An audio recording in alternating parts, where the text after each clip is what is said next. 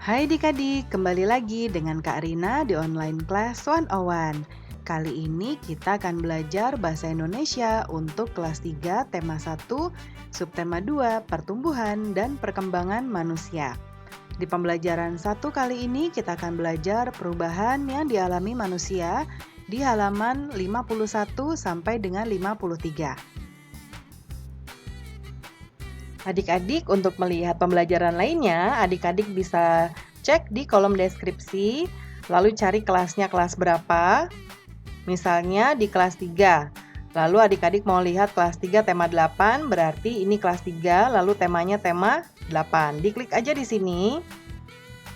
Nanti akan dialihkan ke halaman lain di browsernya dan masuk ke playlist di tema tersebut. Seperti ini. Nah, ini sudah berurutan mulai dari halaman awal sampai dengan halaman terakhir di bukunya ya. Dan di sini Karina membagi-bagi berdasarkan pembelajarannya. Jangan lupa di-subscribe dan klik loncengnya ya. Terima kasih. Yuk kita mulai adik-adik. Ditonton sampai habis ya. Jangan dilewatkan karena ada informasi penting yang Kak Rina berikan. Dan diulang lagi videonya sampai adik-adik benar-benar paham. Di pembelajaran kali ini, subtema 2 ya adik-adik, kita akan belajar pertumbuhan dan perkembangan manusia. Pertumbuhan dan perkembangan manusia. Manusia merupakan salah satu makhluk hidup. Manusia memiliki ciri-ciri yang sama dengan makhluk hidup lainnya. Salah satu ciri manusia sebagai makhluk hidup adalah mengalami pertumbuhan dan perkembangan. Pertumbuhan manusia terjadi sejak di dalam kandungan. Setelah lahir, pertumbuhan manusia bertambah besar dari bayi hingga dewasa. Setelah dewasa, pertumbuhan manusia terhenti. Namun, perkembangan emosi dan pikiran manusia terus berkembang. Pertumbuhan dan perkembangan dipengaruhi beberapa faktor. Mari kita pelajari faktor-faktor yang mempengaruhi pertumbuhan dan perkembangan manusia. Seperti contoh ada Udin ya di sini. Ini Udin ketika masih bayi, ini kalau bayi masih dibalut selimut atau di bedong namanya ya adik-adik. Lalu kemudian tambah besar menjadi balita seperti ini. Sedang belajar berjalan, belajar bicara, dan lain-lain. Lalu kemudian setelah itu semakin besar ya, dan kemudian semakin besar lagi dan lama-lama menjadi dewasa. Nah, ini adalah pertumbuhan dan perkembangan manusia. Perhatikan gambar Udin berikut ini. Apakah kamu dapat menemukan perubahan yang dialami Udin berdasarkan gambar tersebut? Nah, kita lihat ada di sini tempat menjawabnya ya adik-adik. Nah, ini yang pertama Udin masih digendong oleh mamanya atau ibunya.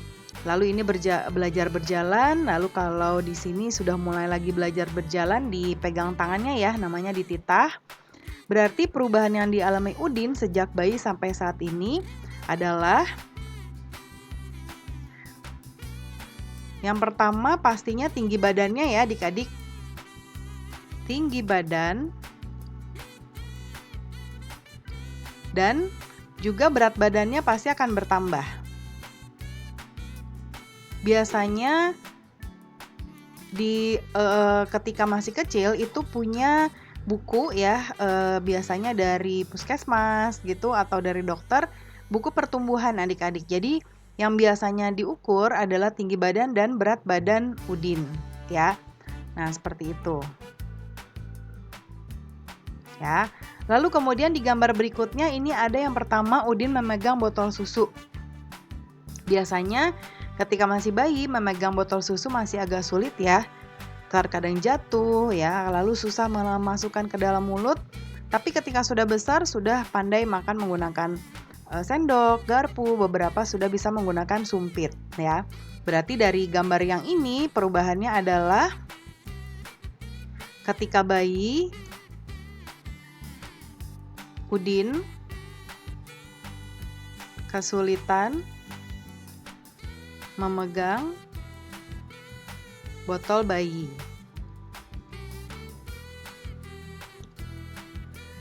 Botol susu ya maksudnya adik-adik ya.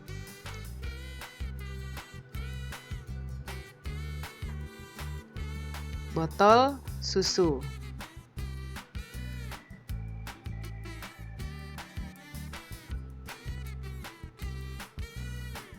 Namun, sekarang sudah pandai menggunakan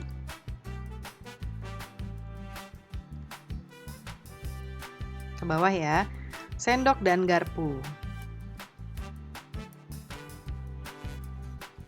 saat makan. Ya.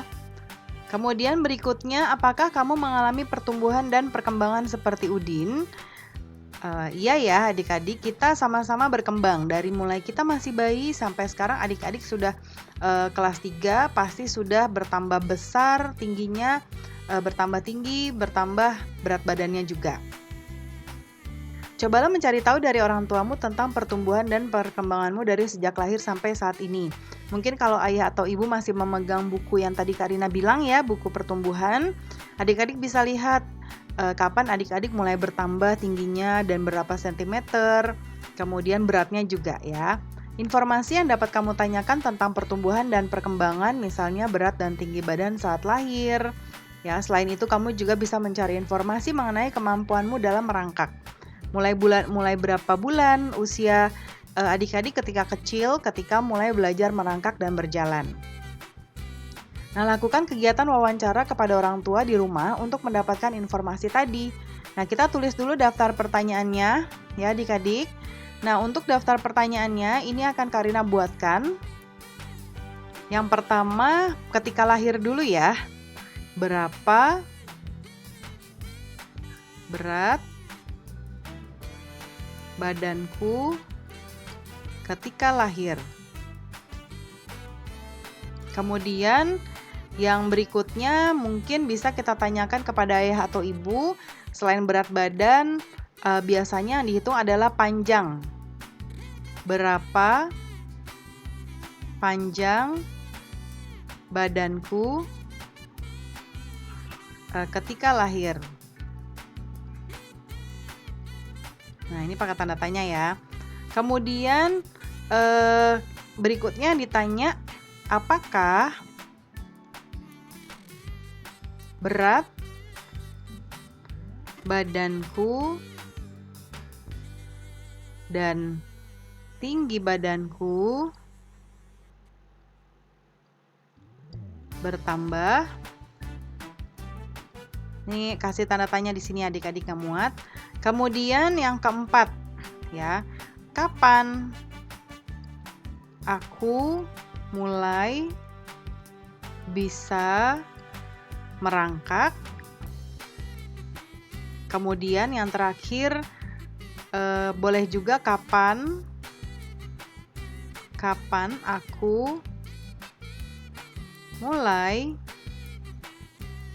bisa berjalan. Ya, nanti ditanyakan kepada ayah dan ibu menggunakan pertanyaan-pertanyaan ini. Boleh juga kalau adik-adik punya pertanyaan sendiri ditambahkan ya adik-adik ya. Pembelajaran kita sudah selesai adik-adik. Terima kasih sudah menonton sampai akhir. Mohon dimaafkan apabila ada kesalahan dalam perkataan maupun dalam materi yang diberikan. Sampai jumpa di pembelajaran berikutnya. Dadah!